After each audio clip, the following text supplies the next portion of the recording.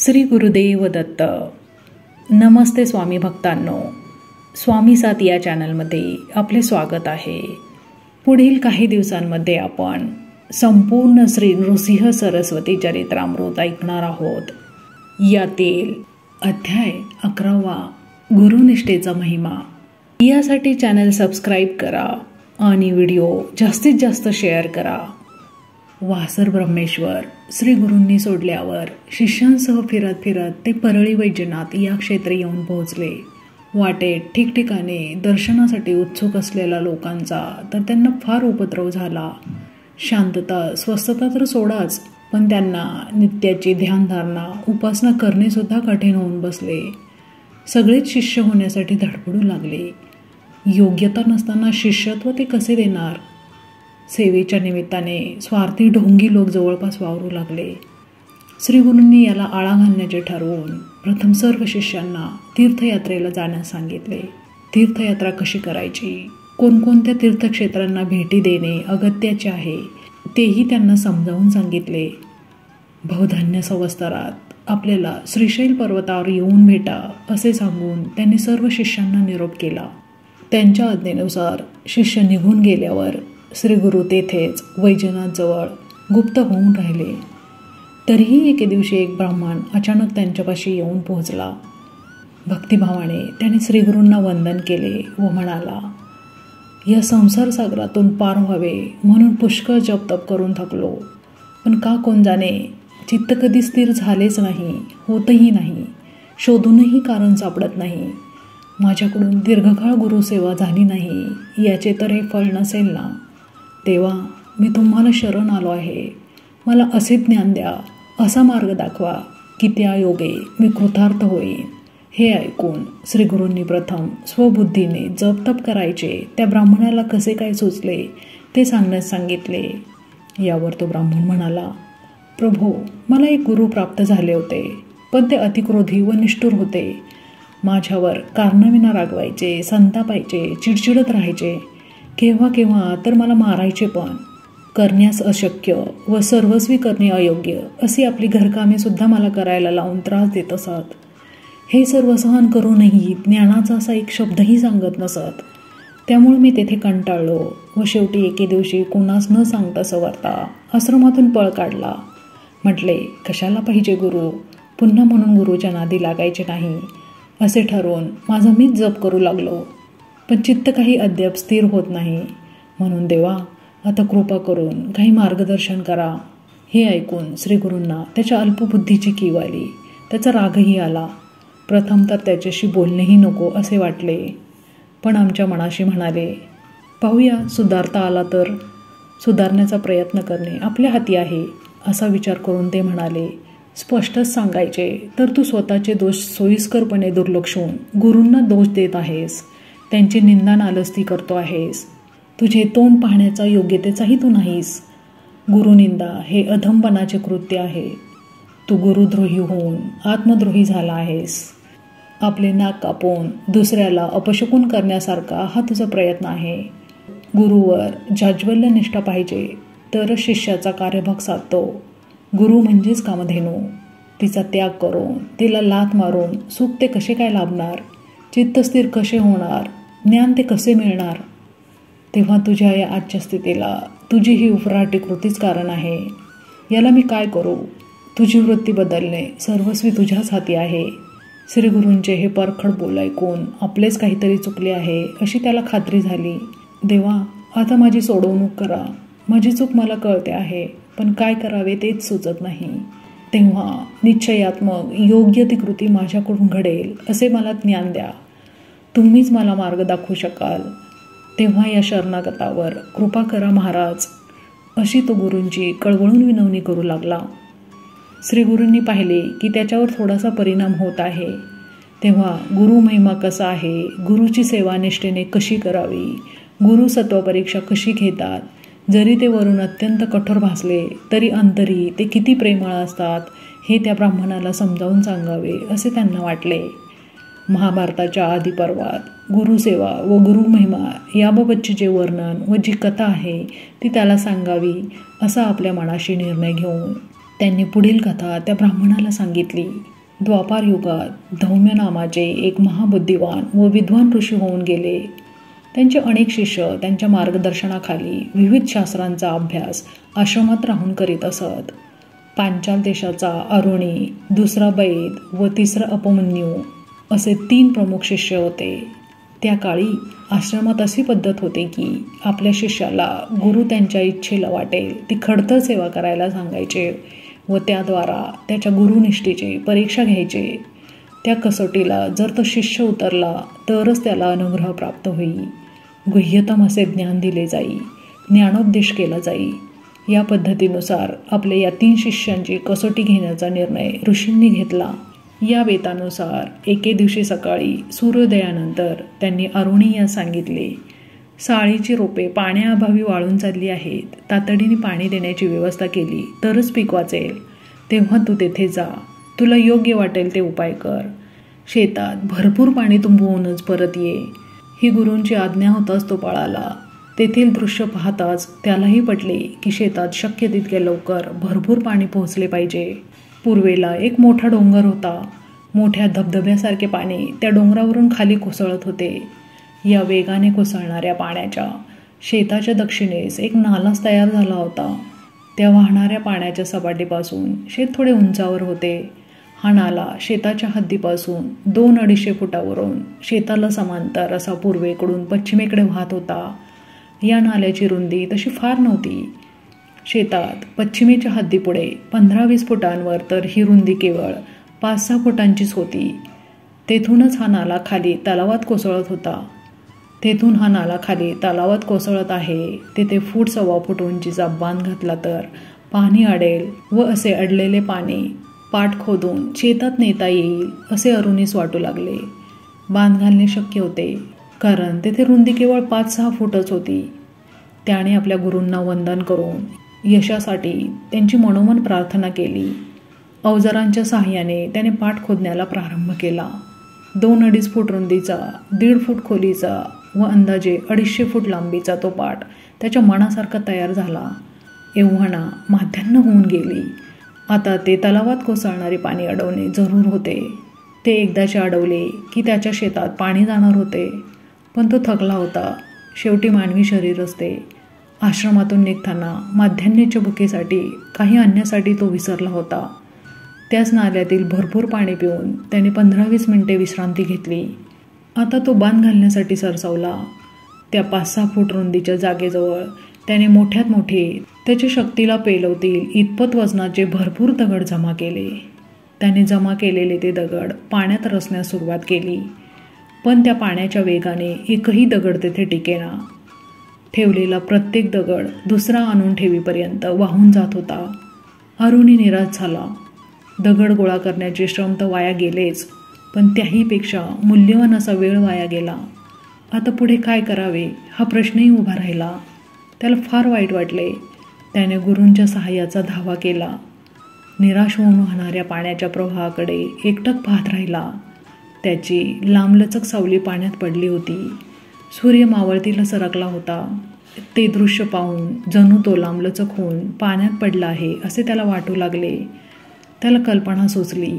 कसलीही भीती न बाळगता आपणच उतरला. काळजीपूर्वक टोक्याकडील दगड त्याने घट्ट धरले व पाय लांबून दुसऱ्या बाजूच्या दगडास घट्ट टेकवले. श्वासोच्छवासाठी तोंड वर राहावे म्हणून मानेवरचा भाग पाण्यात बुडू दिला नाही. कुशीवर तो पडून राहिला. त्याचा हा प्रयत्न यशस्वी झाला. पाण्याचा प्रवाह अडला. पाणी त्याच्या अंगावरून वाहू लागले. अडलेले पाणी त्याने तयार केलेल्या पाटात वळले. शेतात भरपूर पाणी साचले जाईपर्यंत तेथे तसे पडून राहणे त्याला जरुरीचे होते. दगडांना धरलेले हात सुटणार नाहीत व खाली रोवलेले पाय हलणार नाही याची तो काळजी घेत होता. काही तास गेले. थंड पाण्यात त्याचे शरीर गारठले, आखडले. शारीरिक व मानसिक ताण सहन करण्यापलीकडचा होता. पण गुरूंचे स्मरण करीत, त्यांची प्रार्थना करीत तो प्रयत्नपूर्वक आपली शुद्ध हरपू देत नव्हता. सूर्यास्त होण्यास थोडाच वेळ राहिला होता. सकाळी गेलेला अरुणी अजून परत का आला नाही हे पाहून धौम्य ऋषी शेताकडे गेले. शेतातील ते पाणी पाहून त्यांना अरुणीच्या कर्तृत्वाचा अभिमान वाटला. अरुणी तेथे न दिसल्याने त्यांनी अरुणीस हाक मारण्यास सुरुवात केली. आपल्या गुरूंची हाक कानी येताच अरुणीने उठण्याचा प्रयत्न केला, पण उठणे जमेना. ओरडून आपण कोठे आहोत ते त्याने गुरूस सांगितले. धौम्य ऋषी तेथे गेले व अरुणीस तसा तेथे पाण्यात पडलेला पाहिला. त्याने पाणी कसे अडवले याची कल्पना त्यांना लगेच आली. त्यांनी त्यास उठण्यास व पाण्यातून बाहेर येण्यास मदत केली. त्याला त्यांनी प्रेमाने पोटाशी घेतले. त्याच्या मस्तकावर हात ठेवून म्हणाले, तुझ्या या निष्ठेवर मी संतुष्ट झालो आहे. माझे आशीर्वाद सदैव तुला साथ देत राहतील. वेदशास्त्रात तू श्रेष्ठ आचार्य ठरशील. तू आता ज्ञानी झाला आहेस. घरी जाऊन लग्न कर व गृहस्थाश्रमात सुखाने राहा, असा आशीर्वाद देऊन ते अरुणीसह आश्रमात परतले. अरुणी अशा प्रकारे पूर्णत्वाने आपल्या गुरूंच्या कसोटीस उतरला, धन्य झाला. नंतर 1-2 दिवस गेल्यावर आपला दुसरा शिष्य बैद याला त्यांनी सकाळीच आपल्याजवळ बोलावून त्याच्यावर एक कामगिरी सोपवली. रात्रंदिवस शेतावर मुक्काम करून शेताची राखण करायची व शेत कापणीस तयार झाल्यावर रोपे काढून त्याची झोडणी मळणी करून धान्याचा साठा आश्रमी आणायचा, अशी ती कामगिरी होती. गुरूंची अशी आज्ञा होताच बैद त्यांना वंदन करून शेतावर गेला. त्याने तेथे डोळ्यात तेल घालून पिकाची राखण केली. योग्य वेळी पिकांची कापणी केली. कापणीनंतर करावयाचे सर्व सोपस्कार करून धान्य पोत्यात भरून शेतातील झोपडीसमोरील खळ्यात त्या पोत्यांचा ढीग रचून ठेवला. हे सर्व केल्यावर तो आश्रमात आला. आपल्या गुरूंच्या चरणी वंदन करून धान्याची पोती बांधून तयार झाली असून ती आश्रमात घेऊन येतो, असे त्यांना सांगितले. धौम्य ऋषींना हे ऐकून आनंद झाला. गोठ्यातील पाडे व एक गाडा नेऊन सूर्यास्तापूर्वी धान्य आश्रमात आणून ठेवण्यास गुरूंनी बैद यास सांगितले. बैद गुरूंना वंदन करून गोठ्यात गेला. गोठ्याजवळ एक गाडा होता व गोठ्यात एकच पाडा होता. बाकी सगळे इतरांनी सकाळीच इतरत्र असलेल्या शेतातील कामासाठी नेले होते. ही अडचण पाहून बैद डगमगला नाही. ही अडचणीची सबब घेऊन गुरूंपाशी गेला नाही. गुरूंचे आशीर्वाद असल्यावर अशाही अडचणींवर मात करता येईल या विश्वासाने तो एक पाडा व गाडा घेऊन शेतावर गेला. तेथे गेल्यावर अंदाजे एकूण 40 मन वजनाची ती 28 पोती मोठ्या कष्टाने त्याने गाड्यात भरली. याच श्रमाने तो थकला, पण विश्रांती घेणे शक्य नव्हते. पोती भरण्यातच दुपारचे 2 वाजून गेले होते. तेव्हा त्याने पाड्यास पाणी पाजले. आपणही पाणी प्याला व पुढील उद्योगाला लागला. अंदाजे 40 मन वजनाने भरलेल्या त्या गाड्याच्या एका बाजूस त्याने तो पाडा जुंपला. दुसरी बाजू आपल्या मानेवर पेलवून तो निघण्यास तयार झाला. गुरूंची मनोमन प्रार्थना करून व अंतरातून त्यांना वंदन करून त्याने पाऊल उचलले. गाडा तेथून हलला. 50-1 पावलांचा रस्ता पार करताच काम अत्यंत कठीण असल्याची जाणीव त्याला झाली.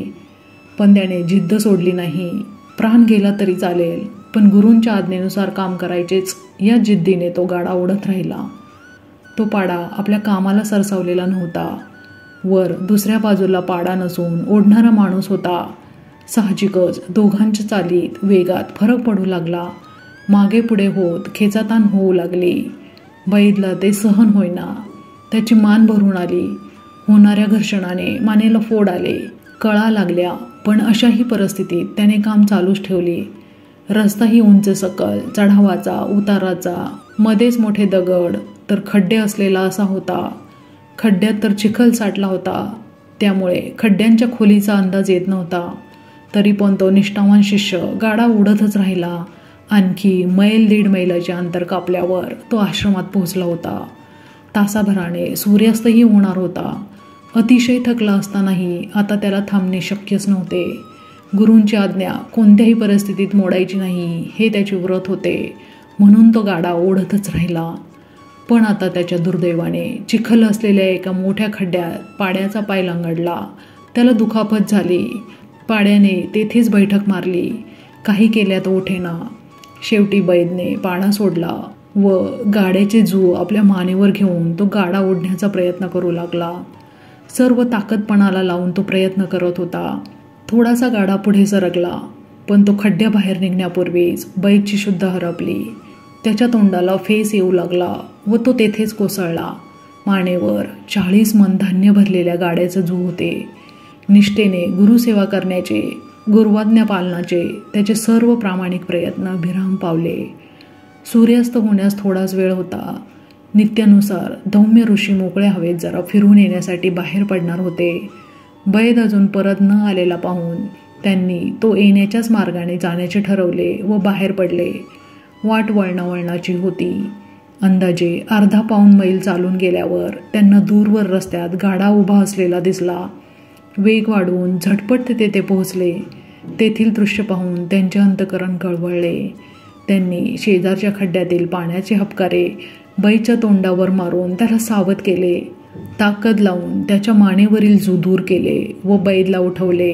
बैद गुरूंना वंदन करून आज्ञेचे पूर्णत्वाने पालन झाले नाही म्हणून क्षमा मागू लागला. गुरूंनी त्याला प्रेमभराने जवळ घेतले व कसलीच खंत करू नकोस. तू हे जे जीवापाड प्रयत्न केलेस त्याच्यावरून तुझ्या गुरुनिष्ठेची थोरवी कळते. मी तुझ्यावर संतुष्ट झालो आहे. तू वेदशास्त्र संपन्न म्हणून मान्यता पावशील असा त्याला आशीर्वाद देऊन उदयिक तुला मी ज्ञानोपदेश देईन. त्यानंतर तू घरी जाऊन गृहस्थाश्रमी होऊन राहा असे सांगितले. अशा प्रकारे हा दुसरा शिष्य बैद त्यांच्या त्या गुरुनिष्ठेच्या परीक्षेत यशस्वी झाला.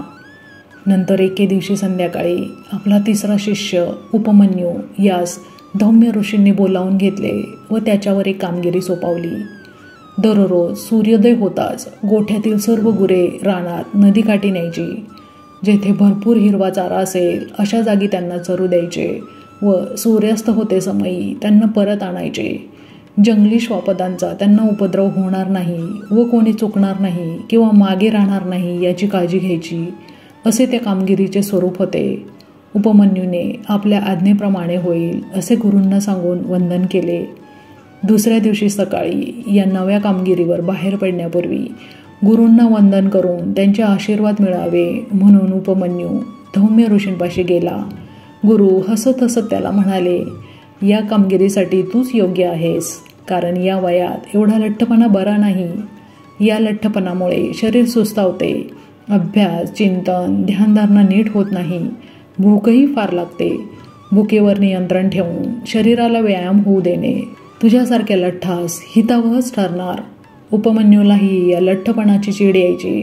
पुष्कळ निश्चय करूनही भूक आवरत नव्हती व जादा खाण्याने लठ्ठपणा त्याला अधिकाधिकच चिटकत होता.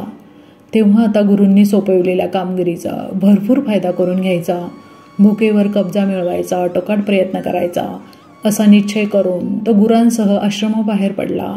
माध्यान्ह होण्यापूर्वीच त्याच्या पोटात कावळे ओरडू लागले. भुकेकडे लक्ष न द्यायचे ठरवूनही त्याला त्यात यश येईना. शेवटी तो आपल्या शरीर प्रकृतीत शरण गेला व माध्यान्नीच गाई वासरांसह आश्रमात परतला.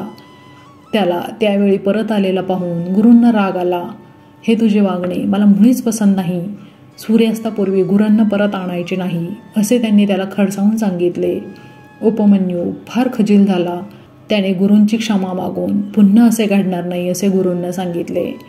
दुसरे दिवशी पुन्हा गाईवासरांना घेऊन उपमन्यू रानात गेला. माध्यान्हीचा समय समीप येताच भुकेचा राक्षस त्याला छळू लागला. तेव्हा त्याने नदीत स्नान केले. तेथेच संध्या उरकली व नदीकाठावरील खेड्याकडे वळला.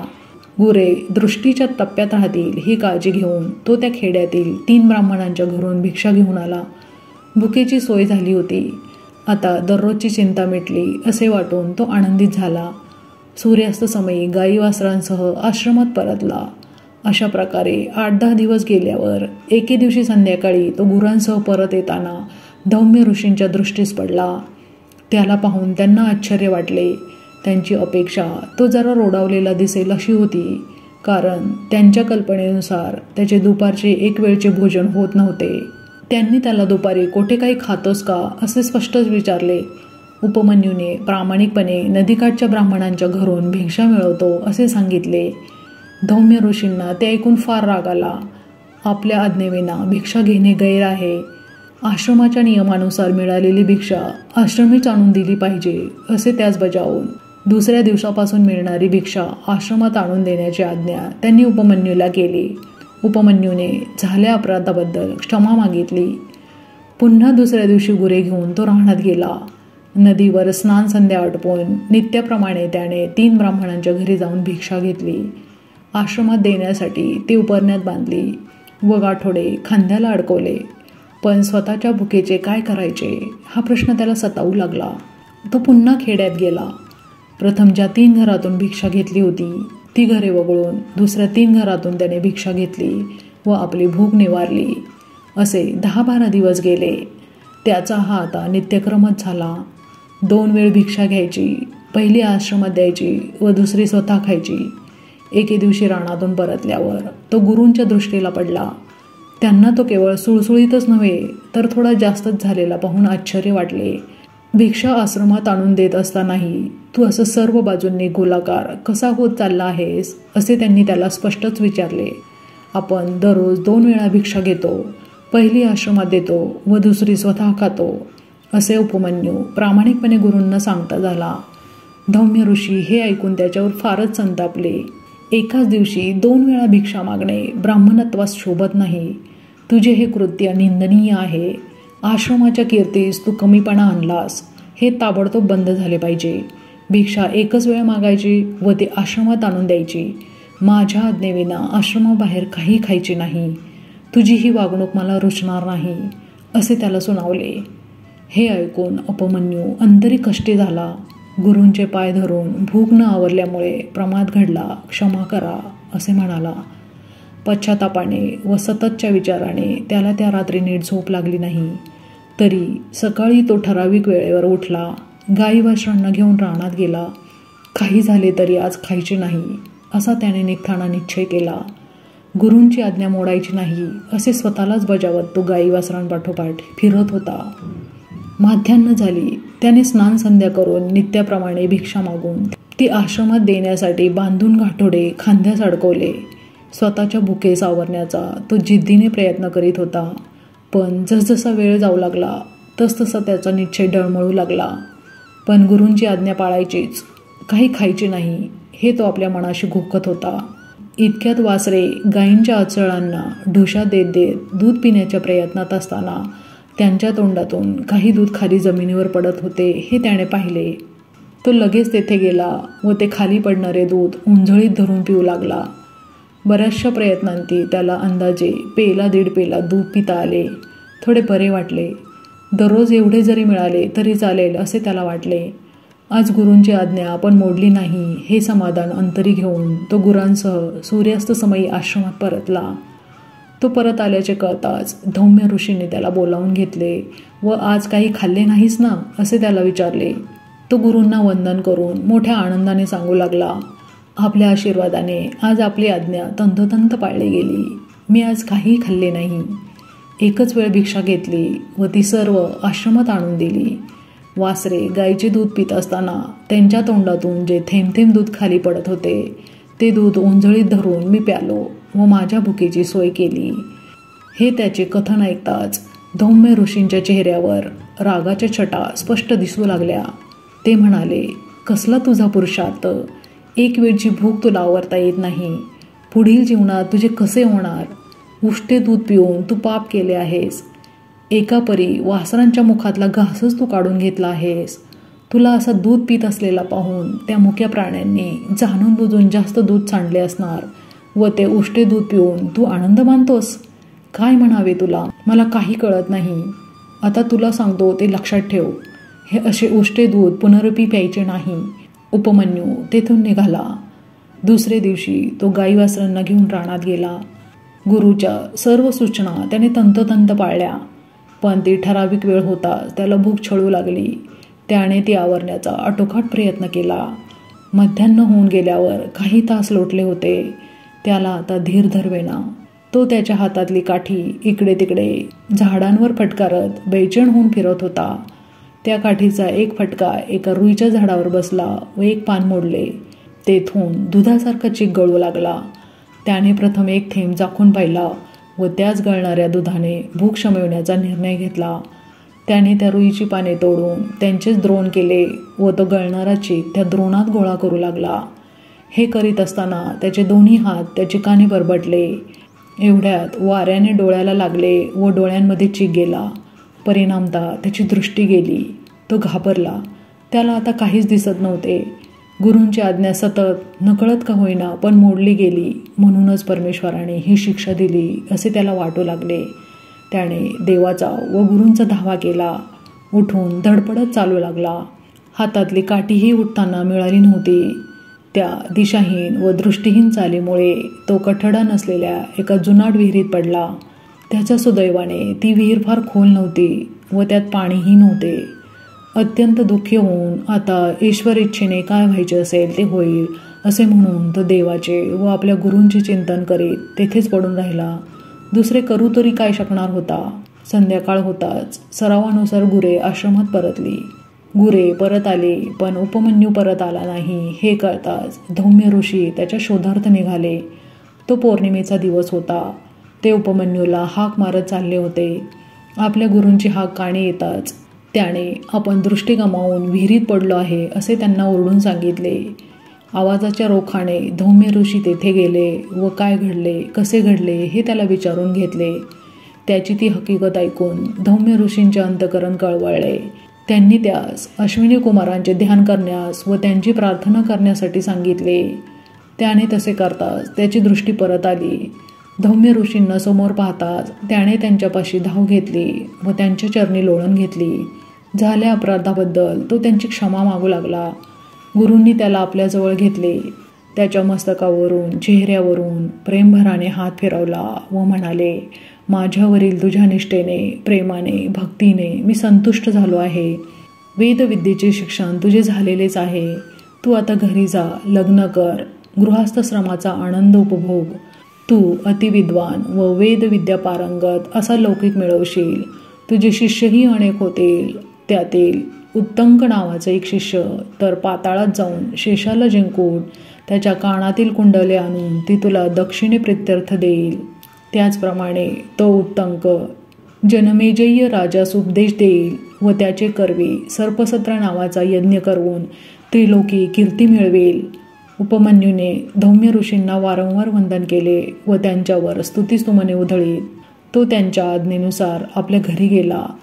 श्री नृसिंह स्वामी महाराजांनी त्या गुरुद्रोही ब्राह्मणास या गुरुभक्तीच्या कथा ऐकविल्यावर ते त्या ब्राह्मणास म्हणाले, गुरुनिष्ठा अशी आरुणी बैद उपमन्यू यांच्यासारखी पाहिजे.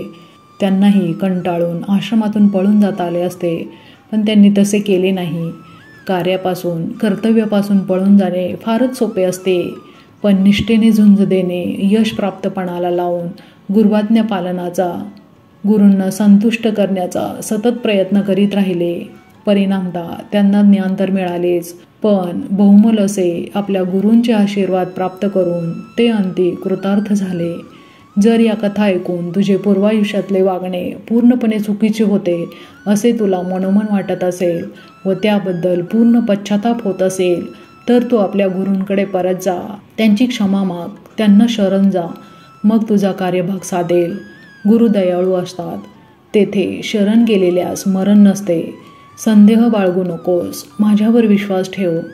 ब्राह्मणाने हा उपदेश ऐकल्यावर श्रीगुरूंचे चरण धरून तो म्हणाला, दयाळा, मला माझी चूक पूर्णत्वाने पटली, पण आता तुमच्या या उपदेशानुसार जावेसे वाटत असूनही माझ्याकडे गुरूंकडे जाण्याचे धैर्य मला होत नाही.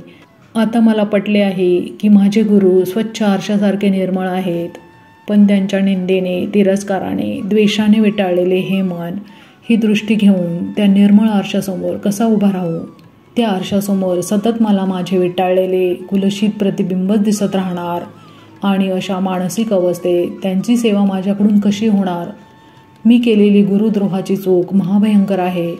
शारीरिक व्यंग निर्माण झाल्यावर ज्याप्रमाणे ते देहांतापर्यंत साथ करते, त्याप्रमाणे आयुष्यातील काही चुकांचे परिणाम देहांतापर्यंत साथ करतात. आता मला तरी काही मार्ग दिसत नाही, तेव्हा आता कृष्णमाईच्या प्रवाहात या देहाची इतिश्री करतो. आता मला एवढाच आशीर्वाद द्या की पुढील जन्मी माझ्याकडून अव्यभिचारी अशी गुरुसेवा घडेल. देवा दयाळा, कृपा करा. असे म्हणून श्रीगुरूंना त्याने नमन केले व तेथून जाण्यासाठी वळला. त्याच्या डोळ्यातून अश्रू ओघळत होते. श्रीगुरूंनी त्याचे पश्चातापदग्ध रूप पाहिले व त्याला मागे फिरण्यास सांगितले. त्याला जवळ बोलावून त्याच्या पाठीवरून प्रेमाने हात फिरवून म्हणाले, माझी ऐक, देहत्यागाचा विचार सोडून दे. तुझे ते गुरुद्रोहाचे पाप या प्रामाणिक पश्चातापाने पूर्णपणे नष्ट झाले आहे, तेव्हा तुझ्या गुरूंकडे जा. तेथे जातास त्यांची क्षमा माग. ते तुझे कल्याण करण्यासाठी तुझी वाट पाहत आहे. ही खात्री बाळग, मी व ते एकच आहोत. मनात संदेह बाळगू नकोस. प्रामाणिक पश्चातापासारखे प्रायचित्त नाही. या पश्चातापाने तुझी सर्व पापे पूर्णपणे जळून गेली आहेत. तेव्हा आता निशंक मनाने जा. वेळ दवडू नकोस. श्री गुरूंच्या या असामान्य आशीर्वाद स्वरूपी आश्वासनाने उत्तेजित होऊन श्री गुरूंना वंदन करून तो ब्राह्मण आपल्या पूर्वीच्या गुरुपाशी गमन करता झाला.